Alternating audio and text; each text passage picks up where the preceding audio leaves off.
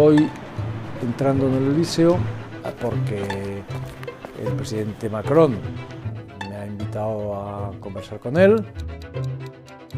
Es un político muy especial, una formación intelectual muy fuerte, que es capaz de reflexionar seriamente acerca de las cuestiones fundamentales de Europa, de la cultura, y esa es mi idea. Alors, oui. Enchanté. Merci beaucoup. Merci beaucoup. Merci à vous. Non, merci à vous d'être là. Non, mais Vous voulez que je me mette où, moi, là ou là? Je crois que là. C'est là? Oui. Alors, C'est votre bureau, hein? oui, c'est mon bureau, c'est là où je travaille. Les présidents sont arrivés en 1850. C'est une décision de Napoléon III. C'est d'ailleurs pour ça que vous avez, vous voyez là, le E et le N, c'est pour Eugénie et Napoléon. Et c'est le général de Gaulle qui a fait de ça. Le général de Gaulle ne voulait pas habiter, donc il a dit à l'étage ce sera des bureaux. Et il est venu s'installer là, il a mis son bureau ici. Et depuis le général de Gaulle, tous les présidents ont laissé leur bureau ici, à l'exception du président Giscard d'Estaing. Ça va? C'est bon pour nous. Les grands problèmes, pour moi, aujourd'hui, en Europe, c'est le problème de la démocratie.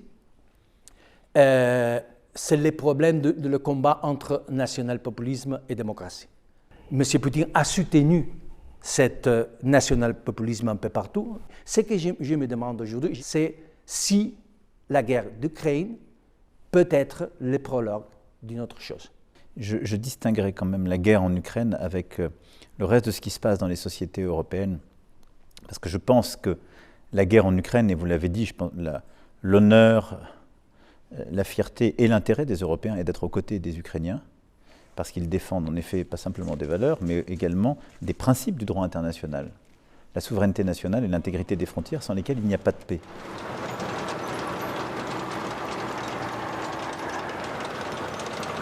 Je pense que le déclencheur de cette guerre est un phénomène qui est essentiellement mu par la crise que vit le modèle russe. Et la Russie comme puissance qui se cherche et qui cherche une destination. Et je ne crois pas que ce soit une guerre dont les fondements sont dans les sociétés européennes. Pour moi, le grand problème de l'Europe, un des grands problèmes, peut-être le problème essentiel, c'est que ce projet reste un projet élitiste. C'est-à-dire qu'il n'est pas ce qu'il doit être, un projet populaire. C'est-à-dire les gens aujourd'hui ne sentent pas que l'Europe c'est essentiel pour sa vie quotidienne. Je peux plaider le contraire? Oui, bien sûr. Je pense que l'Europe est un projet, c'est structuré, et d'ailleurs l'adhésion à l'Europe passe par des projets populaires. L'euro est un projet populaire. Le fait d'aller d'un pays à l'autre et d'avoir la même monnaie, et le fait que cette monnaie vous protège. Parce que si nous n'avons pas flambé en termes d'inflation, s'il n'y a pas eu de crise, c'est parce qu'il y a l'euro. L'euro, c'est très bon. C'est populaire, ça protège qui? Les gens les plus riches, ils arrivaient toujours à filer entre les gouttes quand l'orage arrivait. Les classes moyennes et populaires, c'est celles qui perdaient le plus dans la désorganisation. Vous pensez que les gens l'euro nous protège? Mais moi je le vois bien parce que même les extrêmes chez nous qui disaient on va quitter l'euro ne le disent plus. Vous savez, M. Macron, quand vous avez arrivé ici à l'Élysée, j'étais surpris par beaucoup de choses, comme tout le monde, non? Par votre genèse, par l'importance que vous accordez à la littérature.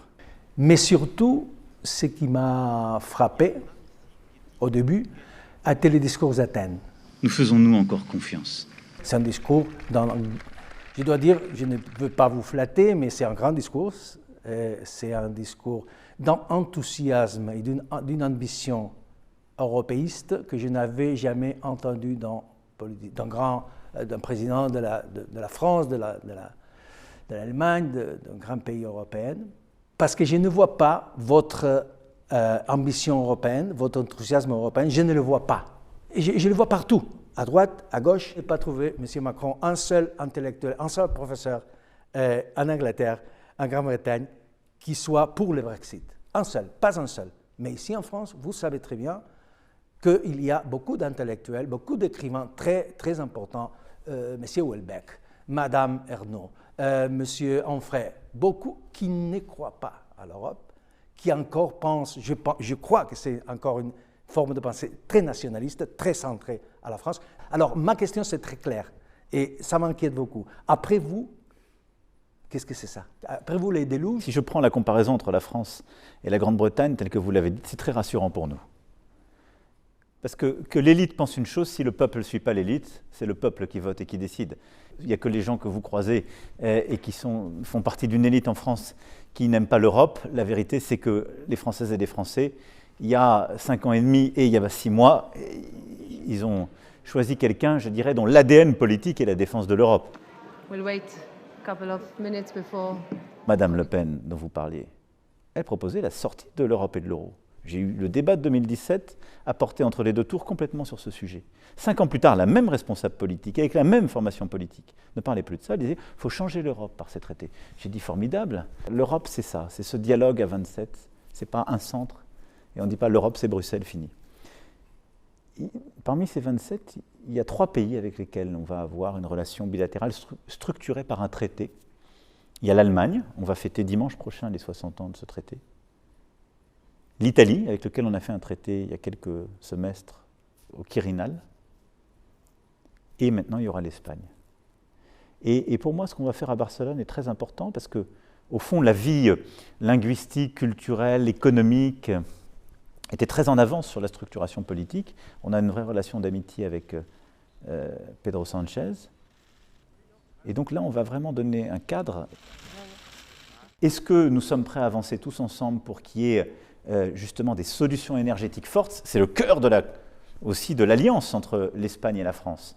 On a décidé d'un très grand projet entre Barcelone et Marseille, qui va ensuite irriguer toute l'Europe sur le plan de l'hydrogène. Donc Barcelone sera pour moi un moment très important aussi. Monsieur le Président, pardonnez-moi que je retourne à l'Ukraine. Et vous avez parlé une fois, vous avez dit, je crois au commencement de la guerre, vous avez parlé beaucoup avec M. Poutine. Je ne sais pas si vous parlez... Avant et depuis le début, oui, c'est vrai. Oui, avant, depuis.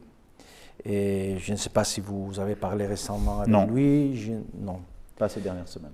Vous avez dit à un moment donné, et je crois que ça a été polémique, qu'il ne faut pas humilier, je crois, les Russes. Pas Poutine, mais les Russes.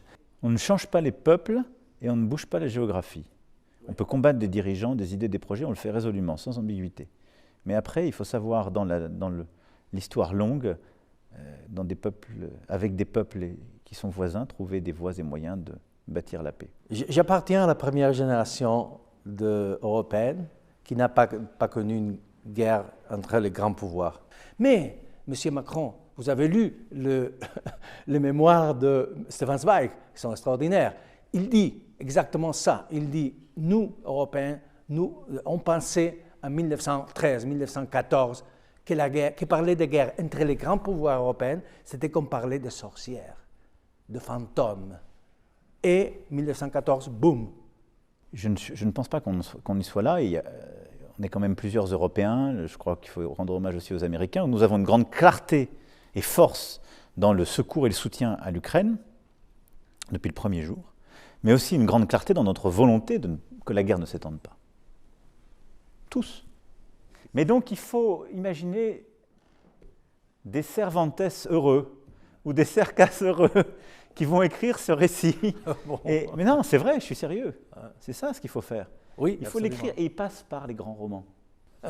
Je vous vois, donc vous serez par là à Barcelone. Oui, oui. On se voit après. Oui, on se voit, c'est formidable. Ça, on va parler littérature après plus. Ah oui, oui, oui, j'espère. Il n'y a que ça qui compte.